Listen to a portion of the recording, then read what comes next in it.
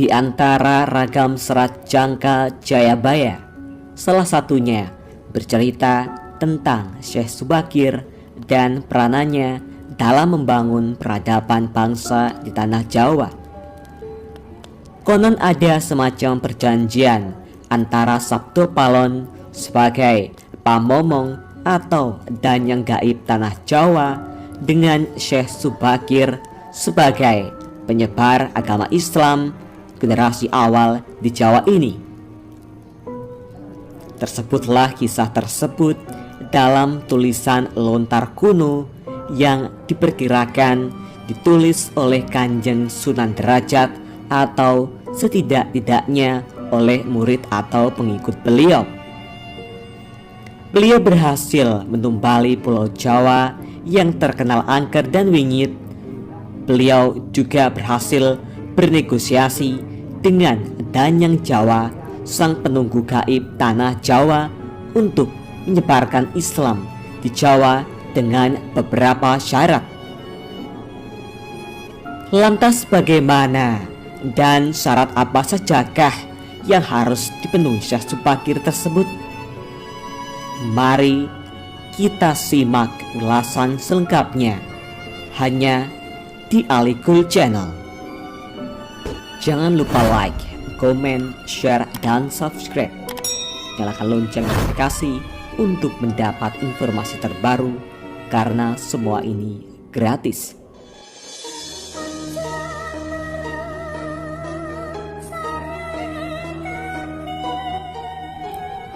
Nama Syekh Subakir sudah tak asing lagi bagi sebagian besar masyarakat Jawa.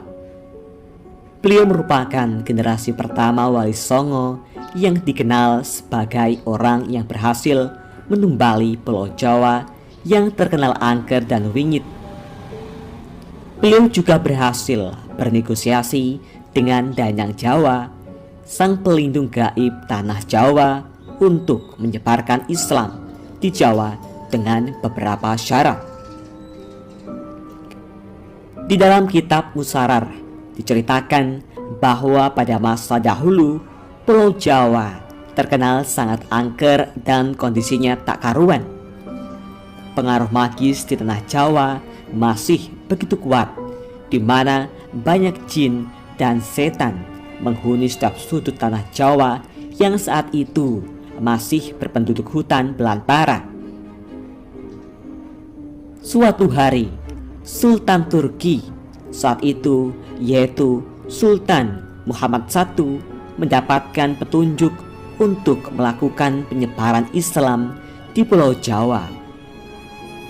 Maka diutuslah rombongan para alim ulama untuk mendatangi Pulau Jawa guna syiar Islam. Sayangnya, hampir seluruh rombongan tersebut tewas dikarenakan perbuatan para lelembut penduduk tanah Jawa yang tidak mau menerima ajaran Islam.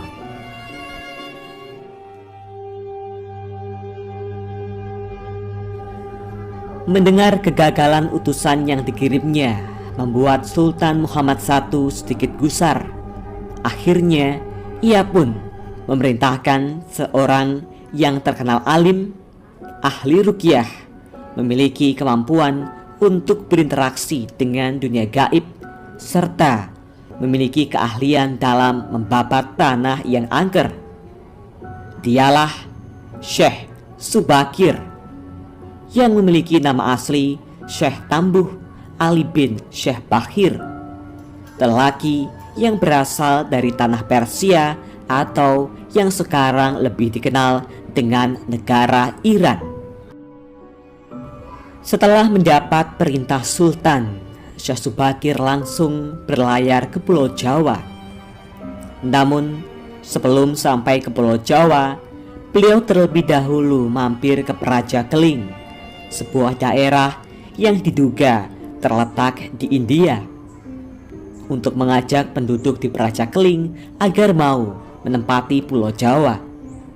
sekitar 20.000 penduduk Praja Keling turut serta dalam pelayaran Syekh Subakir menuju Pulau Jawa.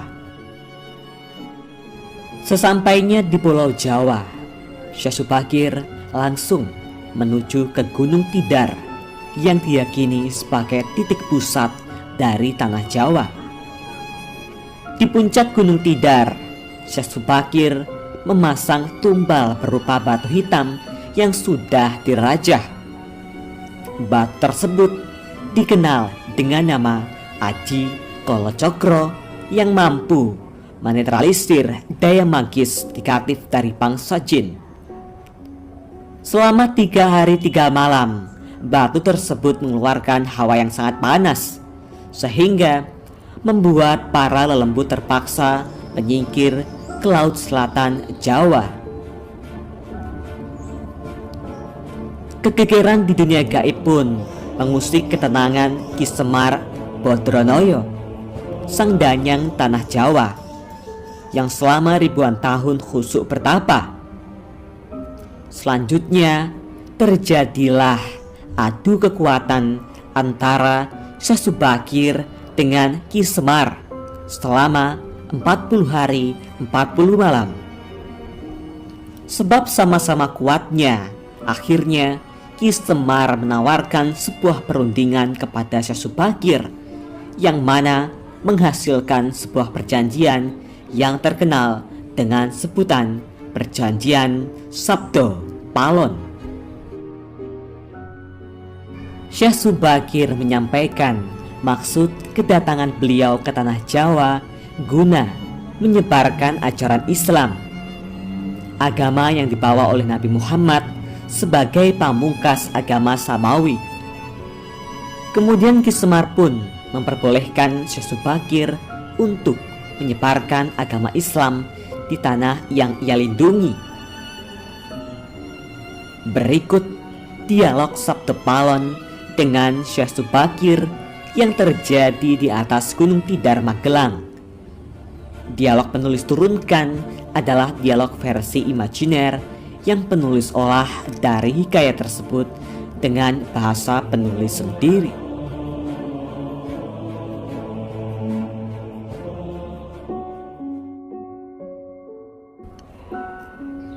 Syekh Subakir. Kisanak, siapakah Kisanak ini? Tolong jelaskan kepada saya. Sabdo Palon. Aku ini Sabdo Palon, pamomong atau penggembala tanah Jawa sejak zaman dahulu kala. Bahkan sejak zaman Kadewatan, para dewa, akulah pamomong para kesatria leluhur.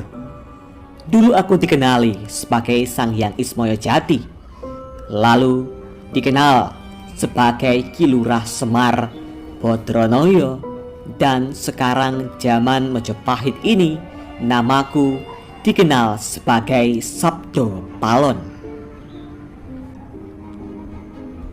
Syekh Subakir. Oh, berarti Kisanak ini adalah danyang atau penguasa tanah Jawa ini? Perkenalkan Kisanak, namaku adalah Syekh Subakir, berasal dari tanah Syam, Persia. Sabdo Palon. Ada hajat apa gerangan Jigantiko rawuh di tanah Jawa ini? Syekh Subakir. Saya diutus oleh Sultan Muhammad yang bertahta di negeri Istanbul untuk datang ke tanah Jawa ini. Saya tiadalah datang sendiri. Kami datang dengan beberapa kawan yang sama-sama diutus oleh Baginda Sultan. Sabdo Palon. Ceritakanlah selengkapnya Kisanak, supaya aku tahu duduk permasalahannya. Syekh Subakir. Baiklah. Pada suatu malam, Baginda Sultan Muhammad bermimpi menerima wisik atau ilham, wisik dari Yang Akarya Jagat, Gusti Allah, Zat yang Maha Suci lagi Maha Luhur. Diperintahkan untuk mengutus beberapa orang alim ke tanah Jawa ini. Yang dimaksud orang alim ini adalah sebangsa pendeta, brahmana, dan resi di tanah Hindu. Pada bahasa kami disebut ulama. Sabdo Palon. Jadi Cingendiko ini termasuk ulama itu tadi? Syekh Subakir. Ya, saya salah satu dari utusan yang dikirim Baginda Sultan. Adapun tujuan kami dikirim kemari adalah untuk menyebarkan wewarah suci atau ajaran suci amedar agama suci, yaitu Islam. Sabdo Palon. Bukankah Kisanak tahu bahwa di tanah Jawa ini sudah ada agama yang berkembang, yaitu Hindu dan Buddha, yang berasal dari tanah Hindu? Buat apa lagi Kisanak menambah dengan agama yang baru lagi? Syekh Subakir. Biarkan Kawula Dasih yang memilih keyakinannya sendiri. Bukankah Kisanak sendiri sebagai danyangnya tanah Jawa lebih paham bahwa sebelum agama Hindu dan Buddha masuk ke Jawa ini, di sini pun sudah ada kapitayan atau kepercayaan? Kapitayan atau ajaran asli tanah Jawa yang berupa ajaran Budi. Sabdo Palon. Ya, rupanya Kisanak sudah menyelidiki Kawula Jawa di sini. Memang di sini sejak zaman sebelum ada agama Hindu dan Buddha sudah ada kapitayan asli. Kapitayan adalah kepercayaan yang hidup dan berkembang pada anak cucu di Nusantara ini. Syekh Subakir. Jika berkenan, tolong ceritakan bagaimana kapitayan yang ada di tanah Jawa ini. Sabdo Palon. Secara ringkas, kepercayaan Jawa begini. Manusia Jawa sejak dari zaman para leluhur dahulu kala meyakini ada Sang Maha Kuasa yang bersifat tan keno kinoyo ngopo. Tidak bisa digambarkan bagaimana keadaannya. Dialah pencipta segala-galanya. Bawono Agung dan Bawono Alit, jagat besar dan jagat kecil, alam semesta dan alam manusia. Wong Jawa diyakini bahwa Dia yang Maha Kuasa ini dekat juga dengan manusia. Dia juga diyakini berperilaku sangat welas asih. Dia juga diyakini meliputi segala sesuatu yang ada. Karena itu, masyarakat Jawa sangat menghormati alam sekelilingnya. Karena bagi mereka semuanya mempunyai sukma. Sukma ini adalah sebagai wakil dari Dia yang Maha Kuasa itu. Jika masyarakat Jawa melakukan pemujaan kepada Sang Pencipta, mereka lapangkan dengan tempat yang suwung. Suwung itu kosong, namun sejatinya bukan kosong, namun berisi Sang Maha Ada. Karena itu, tempat pemujaan orang Jawa disebut Sanggar Pamujan. Di salah satu bagiannya dibuatlah sentong kosong atau tempat atau kamar kosong untuk arah pemujaan. Karena diyakini bahwa di mana ada tempat suwung, di situ ada yang maha berkuasa. Syekh Subakir. Nah, itulah juga yang menjadi ajaran agama yang kami bawa untuk memberi ageman, pegangan atau pakaian yang menegaskan itu semua. bahwa sejatinya di balik semua yang wujud ini ada Sang Wujud Tunggal yang menjadi pencipta, pengatur, dan pengayom alam semesta. Wujud tunggal ini dalam bahasa Arab disebut Al-Ahad, di mana maha dekat kepada manusia. Bahkan lebih dekat dia daripada urat leher manusianya sendiri. Ajaran agama kami menekankan budi pekerti yang agung, yaitu menebarkan welas asih kepada alam gumebyar, kepada sesama titah atau makhluk. Lihatlah Sang Danyang, betapa sudah rusaknya tatanan masyarakat Majapahit sekarang. Bekas-bekas perang saudara masih membara. Rakyat kelaparan, perampokan, dan penindasan ada di mana-mana. Ini harus diperbarui budi pekertinya. Sabto Palon. Aku juga sedih sebenarnya memikirkan rakyatku. Tatanan sudah bubrah.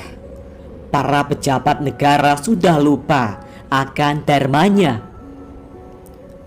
Mereka saling sikut untuk merebutkan jabatan dan kemewahan duniawi. Para pandito juga sudah tak mampu berbuat banyak. Orang kecil salang tunjang bersusah payah mencari pepangan. Zaman benar-benar zaman edan. Syekh Subakir. Karena itulah mungkin Sang Mahajawata Agung menyuruh Sultan Muhammad Turki untuk mengutus kami ke sini. Jadi, wahai Sang Danyang Tanah Jawa, izinkanlah kami menebarkan wewarah suci ini di wewengkon atau di wilayah kekuasaanmu ini. Sabto Palon. Baiklah jika begitu, tapi dengan syarat-syarat yang harus kalian patuhi. Syekh Subakir. Apa syaratnya itu, wahai Sang Danyang Tanah Jawa? Sabto Palon. Pertama, jangan ada pemaksaan agama, dharma, atau kepercayaan.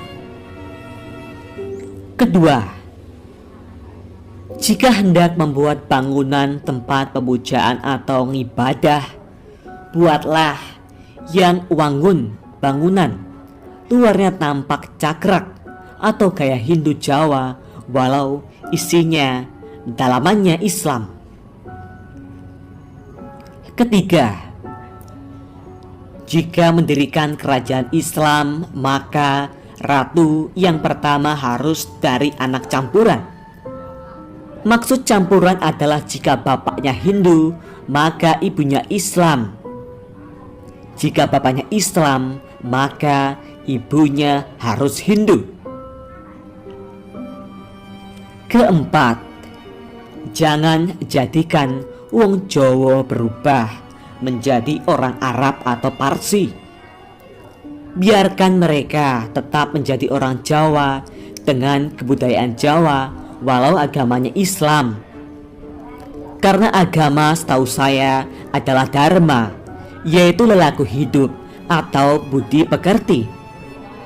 Hati-hati jika sampai orang Jawa hilang Jawanya, hilang kepribadiannya, hilang budi pekerti yang adiluhung, maka aku akan datang lagi. Ingat itu, 500 tahun lagi, jika syarat-syarat ini kau abaikan, aku akan muncul membuat goro-goro. Syekh Subakir. Baiklah, syarat pertama sampai keempat aku setujui. Namun khusus syarat keempat, Betapapun aku dengan kawan-kawanku akan tetap menghormati dan melestarikan budaya Jawa yang adiluhung ini. Namun, jika suatu saat kelak karena perkembangan zaman dan ada perubahan, maka tentu itu bukan dalam kuasaku lagi. Biarlah Gusti Kang Akarya Jagat yang menentukannya.